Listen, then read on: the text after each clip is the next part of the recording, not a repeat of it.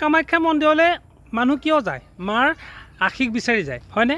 কিন্তু মা কামাখ্যালৈ গৈ আচলতে এইবিলাক কি?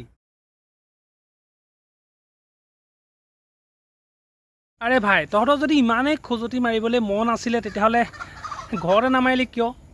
গুৱাহাটীত ইমান হোটেল আছে, কেলৈ তাৰ এটা ৰুম তহঁতি লৈ নললি কিয়?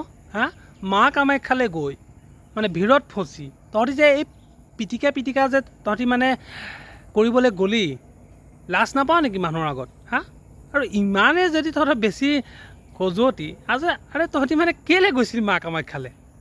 আৰে স্থান তহঁতৰ ইয়াত নহয় নহয়, তহঁতৰ স্থান হৈছে অ'য়' হোটেলত, তাত নহয়তো।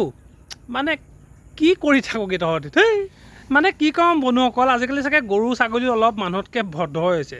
মানে মানুহে আজিকালি য'তে মানে হাবি বননি আপোনাৰ মানে ফুটুকা চুটুকা পায় নহয়, মানে তাতে সোমাই নিজৰ মানে কামটো কৰিব বিচাৰে। মানে ইমানেই খজুৱতি বন্ধুসকল, কি ক'ম। মানে এইবিলাকক মানে একদম জেগাত চোৰাত পাত এনেকুৱা ধৰণে মানে সানিব লাগে নহয়, যাতে মানে এনেকুৱা কাম আৰু নেক্সট বাৰ কৰিবলৈ সাহস নকৰে।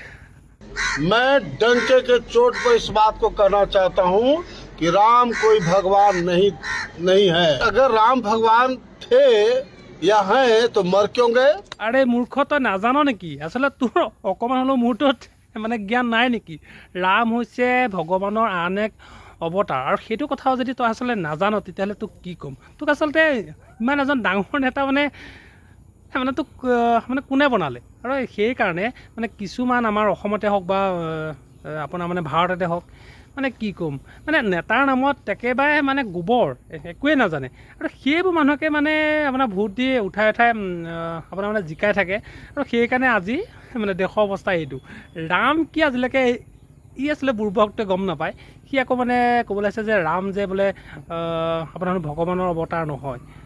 যদি হেনো বোলে ভগৱানৰ অৱতাৰ হ'লহেঁতেন, ৰাম হেনো কেতিয়াই নমৰিলেহেঁতেন। কি কথা কবি তই? হা, তোৰ এই মূৰটোত একো নাই নেকি? হা, মাল মছলা একো নাই নেকি মোৰ?